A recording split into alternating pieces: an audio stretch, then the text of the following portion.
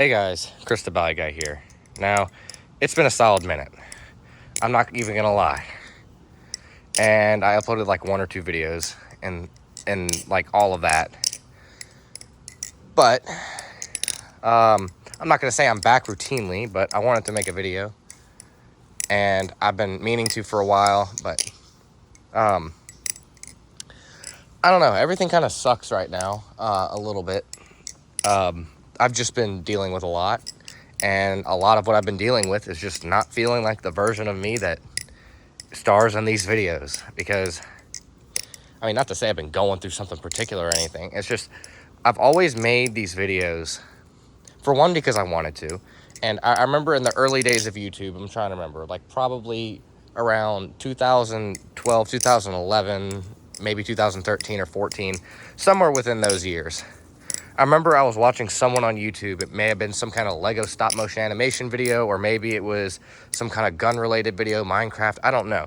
One of my interests, I remember some kind of YouTuber, maybe it was even Calvin Nation, I don't remember, but they said, I just make videos to give back what I take, because there's plenty of free content on here and you got to give some back. Now, keep in mind, that was in a day of YouTube that didn't shove 7 advertisements down your throat in a 5-minute video. But it's still a motto that I try to live by, or just a principle. Like, it feels wrong to just take and never give. Not to say that, like, I owe the internet something, because if I was going to pay the internet something in contribution for taking content, it'd probably be better served in ad revenue than videos that only a few hundred people ever watch. But genuinely, I try to live by that. I try to make videos that are me, for one. I try to give back some personality to the internet, because I'm sure we don't have enough of that these days. But genuinely, like, I try to just give back what I take, not in the sense to make it equal or to compensate for what I've done. It's just the right thing to do in my eyes, because and it's all the small creators, because you can find a small creator and go down that rabbit hole for a while, and there's something special about the small creator community, especially back when Battle Song content used to be very niche and not millions and millions of people, when it used to just be, like a couple close-knit groups of dozens of people, and other people would watch, of course, but it was never like something done for revenue or for clicks or anything. And that's what I try to give. I try to give back that content that was never there to make money to begin with, just to be character that people can watch and listen to. And it seems people enjoy my content for the sake of my content, and not for the fact that I necessarily publish information that wasn't out there already. Because let's be honest, I've done Alpha Beast reviews over and over again. I've done Squid Industries reviews. I've done BB Barfly products. I've done music. None of that stuff that hasn't been done before. None of that's information that hasn't existed already out there. It's my own rendition. It's my own take. But people still watch it anyways, because they like my version of it. And there's something that's special about the individual small creator that can't be replaced by any amount of money or studio engineering. It's just something you can't do. You can't replace human with algorithm and with predicting what people want to see, and polished content and perfect editing. And I used to feel bad that I genuinely didn't edit my videos at all, because it made them more difficult to watch at times. But I kind of see it now as something a little different. Not to say I wish I never edited my videos. I wish I could edit my videos more often, because it makes it easier to digest. But genuinely, the content where I just get out here and flip a battle song and talk for a while is what people really came to my channel for, it seems. And I like to make that content. But all of this at the same time, I make content because I want to. I don't make content because people want it. Now, I may make content that people want when I want to make content, but one drives the other, and I never make content because people want me to, because that destroys the whole art of the content. at least for me. And I'm not even going to say I've been burnt out. It's just I've not been a version of myself. I've not felt complete enough to make a YouTube video and be the character that I want to be. And it's not to say that like I'm putting on a mask or something just to make a YouTube video. It's not that at all.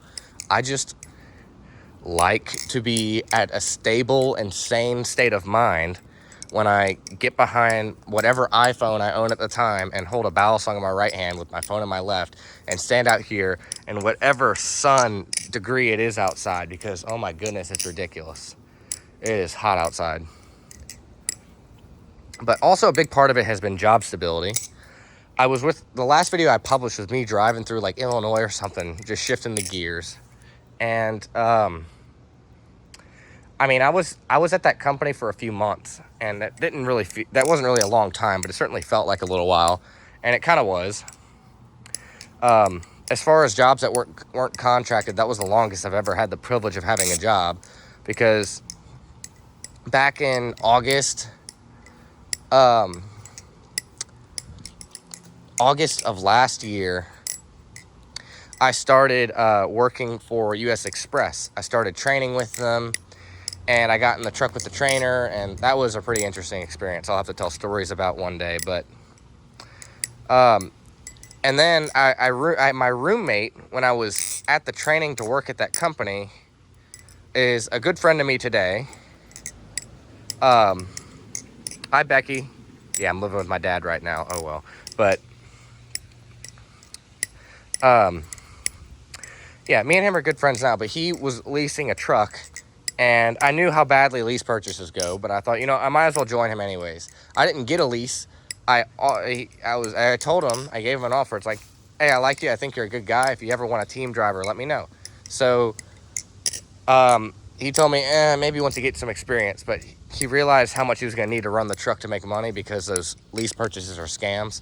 And he quickly called me once he realized that. And we were working together for a while, and the money just wasn't there. In fact, I went into a good bit of debt trying to make money with my friend, and nothing against him. I mean, he owes me some money. I'm not going to say his name. It's not y'all's business, but the fact that I worked with him, and it was an experience worth having. So I worked with him for a while, and I eventually had to move on because I just couldn't afford to eat and pay the bills I had to pay, and he understood. And we just have been friends ever since. So I eventually went on to work for a company called Moffitt Trucking, which was an LLC, owned by Mr. Anthony Moffitt. Now, Anthony Moffitt would be 31 years old today. He started off, he leased a Volvo from Knight, K-N-I-G-H-T, same company that owns US Express, and somehow leased the truck. And he ran hauling cattle for a while, which, if you know anything about hauling cattle, that's a job right there. He was living life, and he eventually made his company once he got the lease done. He was hauling cattle. Then he started making a company with drivers hauling reefer. And after a few years, I was working for him, and that's the last job that I had before the one I have right now. And I really did enjoy working for him, but it was a very high demand job, because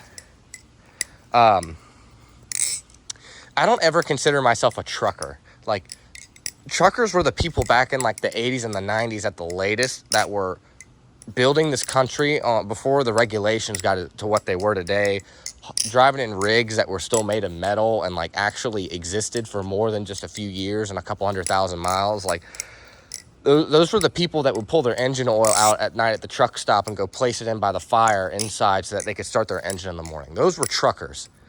I drive a truck. That's not the same thing. And I'm not going to pretend like I'm a big-time truck driver, because I'm not. I drove a truck. Yeah, I could shift to 13 speed and grind the gears every now and then, but I wasn't that. This guy was a trucker, and he maybe didn't grow up in the 80s and the 90s driving, but he was only 31 years old today. But I mean, he really was built like an ox. And I'll tell you a story I'm not proud of, but whenever I started working with him, he hired me on. He was in Billings, Montana, so I had to fly up to Billings, Montana to meet him. and my truck had to go into the shop, and he took me out for drinks because, of course, my truck couldn't be ready when I got there. He told me it was an 18 speed and it was a 13, and he said that was his bad. And he never apologized for hardly anything, but that was one thing he apologized for. And I mean, he didn't need to. He never had anything to be sorry for. And anyways, oh man, I'm not proud of this, so don't think I'm like boasting about this, but he told me, drinks are on me until you reject a drink. So I was like, all right, bet. I had 4, what was it? It was 4 cores, not lights, the gold bottle core. And man, those were good. And I had like 2 shots of whatever the heck it was, and I was drunk for at least 3 days. Like, I'm glad my truck was in the shop because it was so bad. But this dude drank probably like 12 times what I can. Like, this dude probably racked up like $500 in alcohol in one night. So there's that aspect. This dude was like 6'4". He was like a professional paintballer, a paintball tournament player. I don't know what the terminology is. And then after I started working for him, the first week I started working for him in Illinois, a driver. Oh, so keep in mind, before that, the night that I got completely eviscerated by some ethanol, he proceeded to have all that, walk home, and then for some reason people jumped him and had like 4 ribs broken, and he got in a truck the next day and just went. Like, I don't know how, but he did. And then after that, that he was driving in Illinois, like within a week of me starting, like within a week of meeting me in person. And then a suicidal driver comes on the wrong side of the interstate and hits his truck at 98 miles per hour, splits the engine block in half, breaks every S-cam on the brakes, totals the truck and the trailer. Like, there was more broken on that truck than there was even salvageable. Bro had 2 more ribs broken. And he just got right back in a truck after he passed this, like, DOT screening. Like, he was not even out, like, a week. Like, I don't know how this dude managed to live as long as he did, but unfortunately, he did pass away at the age of 31 in some kind of incident that I still have no idea about. And I miss the guy. He was absolutely an ox. But the reason that I stopped working for him wasn't the fact that he died. It was, oddly enough, a calling. And I started doing all this over-the-road driving because I wanted experience to do towing and recovery when I got home or get a local job, because I knew I'd want a local job. I like doing physical work. I love driving, but if it's all that I do, it deteriorates my body to no end. For one, it's harmful, and there's just less reward in it to me. And that's a very big preference that a lot of drivers choose between. And I was getting really sucked into over the road, and I really didn't want to get stuck in it for the next decade and lose a part of my life that I'll never get back, because I already did in a sense. So I decided to come home, but genuinely I felt like God was calling me back to Baton Rouge for some reason. And I hate this place so much. I hate this place. There's nothing good about this place. I mean, like, I wouldn't even say LSU's that great of a thing around here. New Orleans is our next door neighbor, and that place isn't much better either. Like, I genuinely just felt called back here because there was something important for me. And I've done some things I'm going to keep to myself that have been good for the world. And, I mean, I've helped some people, and I feel good about that. But I'm not here to boast or anything. But, I mean, but something that made it very clear that I might have been right was that literally, like, within 2 months of me coming home, I just opened Facebook and see that my boss has been, my old boss has been dead. And I'm just, like, flabbergasted. Like, this guy who survived all of that is gone. And on top of that, he was my friend. Like, I miss the guy. But you got to move on. So, and I found that out the day before I started my new job. But in the meantime, the whole time, just to make enough money to pay my bills actively, I've been donating plasma as much as possible, because that's all I can do. I mean, I wasn't going to accept some lowball job unless I absolutely, desperately, most definitely had to. And I finally found a job at this company that does fuels and lubricants and stuff like that. So think like tanker trucks. And those ants, yes they are. Anyways, what I do is I drive a Ram 5500. I know, a massive downgrade, and I absolutely hate driving that thing. But I drive a little flatbed truck, and I deliver engine oil. There's a pump on my truck, and I mean, that's that. I mean, I love my job, honestly. I hate my truck. Don't get me wrong. I hate my truck, but I love the job. I get to drive all over Louisiana, and I get to deliver oil. I get to do something essential to the world and the way that it functions. I get to go to a lot of cool places. I mean, I know dealerships are not that cool, but like I get to go to places. Like tomorrow I'm going to be going to this place that works on cranes and rents them. I'm going to be delivering 900 gallons of hydraulic fluid. Like, that's awesome. I think that's really cool, and I like my job. And sometimes I'll get long drives where I get to go all the way to Arkansas and back in one day, and sometimes I'll get just a bunch of local Baton Rouge deliveries. And hey, I like all of it. I like the fact that it changes. And I was going to do towing and recovery when I got back. I really was going to, but the one place that really felt like a good fit said I couldn't join yet, and they really wanted to hire me, and they were going to, but they said they couldn't because insurance would not approve me. Now, keep in mind, I'm 22 years old, I'm a male, and I have a perfectly clean driving record. I have a Class A license with no endorsements or restrictions. So, keep in mind, when I was over the road with Anthony Moffat, the last job I had, my insurance was $2,000 a month. So, I mean, I get it. And they couldn't even get them to approve me at all. Like, it wasn't an option. Like, they weren't going to do it. And they were like, we're sorry, we really do want to hire you because you seem like a great fit. But, like, we just literally can't. We wouldn't be able to give you any work to do. And I was like, yeah, I understand. And they told me, please come back when you turn 24. I was like, if I'm still available and not occupied and it's still what I want to do, I might come back. But we'll see how that goes. Because where it stands right now, if I stay with this company for 2 years, which I'm not going to dox myself because it's a small family-owned company in LLC, and I do not need to do that. Y'all can already figure out like 5 companies from what I just said because no one does this job around here for some odd reason. But, really, I could deliver fuel and tankers for a long time, and arguably that's probably still a safer job than being on the side of the interstate. And I love helping people. That's part of why I came back here, because I like helping people, because there's people to be helped here, and I can actually spend time to do it. But, shucks. It is what it is. And I'll get where I'm going. It's just not as fast as I wanted to be. Come on, phone. Feels like the camera lens is kind of deteriorating. It feels like it's smudged. That's what I meant to say. So where does content stand with me? And also, yes, that's where I'm at right now. I'm at this job doing fuels and lubricants and stuff like that. And I enjoy my job.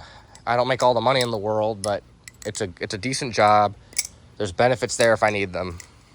And honestly, it's a blessing. So I'm happy to have it.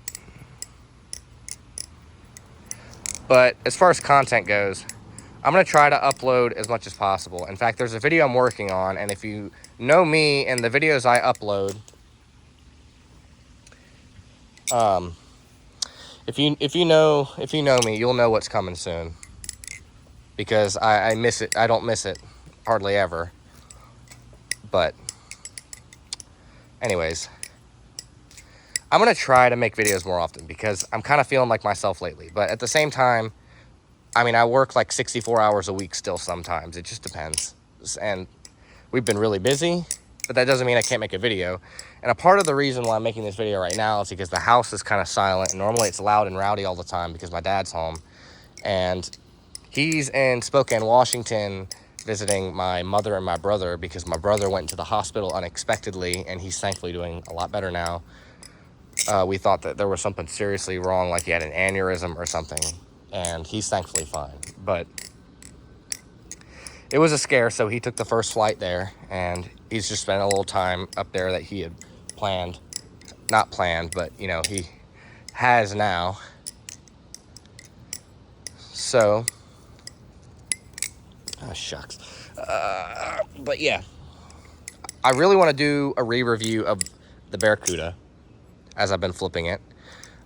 Because I really do like this thing, and the more I flip it, the more I like it, and I feel like it hasn't been fair that I didn't really give it a proper review. The back of a semi-truck's not the best place to review this thing.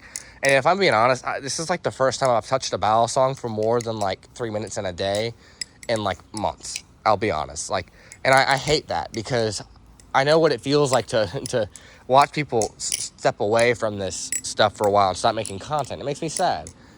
And I feel sad that y'all, the people who like watching my content, all 5 of you, I feel like y'all are missing out on something. But at the same time, I just haven't been the version of my me that would have made a video worth watching. So it's like, what's the point?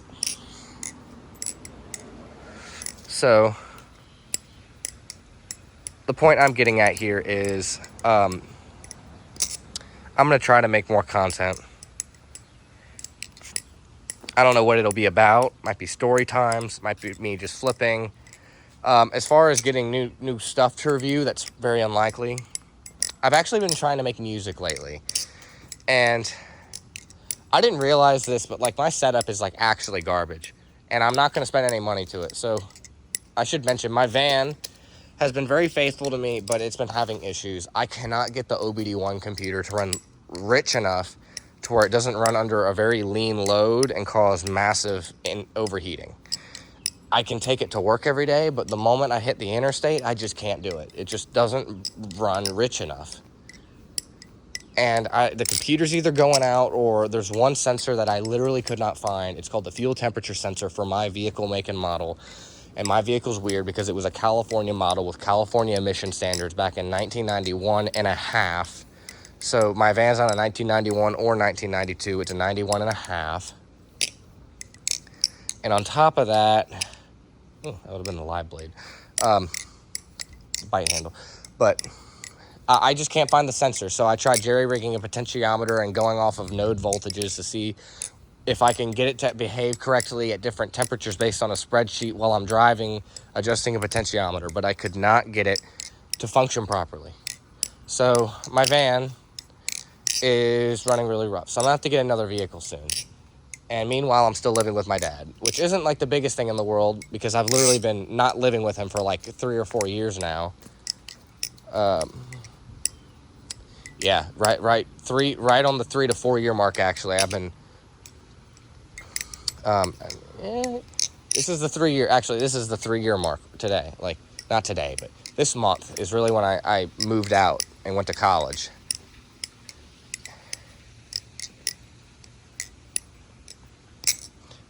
Oh, come on. That's why I like rear end bias the most. But anyways. But yeah, I'm not like in shame or anything that I'm living with my dad right now, but it's where I'm at right now. But yeah. Oh, there's so much I could talk about, but I'm going to keep this video short enough to where it'll actually upload, because it's hard enough to get videos uploaded as it is with, for whatever reason, uploading from mobile just sucks every time. And I intentionally recorded this video in 1080 at 30 FPS just to make sure I could upload it and that I wouldn't run out of space because I only have 32 gigs of storage, and 4K at 60 would not go over well.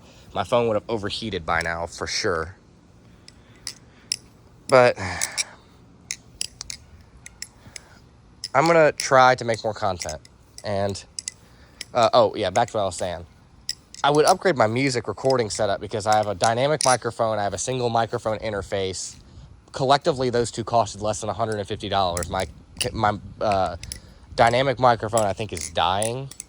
My trumpet has a crack down the actual tuning slide on the crook part of it. Of course it does. So it's wrapped with Teflon tape in the meantime.